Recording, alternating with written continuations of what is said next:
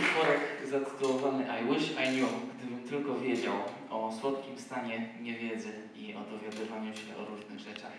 Już kiedy jest dużo za późno, ale można nad tym rozpaczać, a można się pogodzić z faktem i w sumie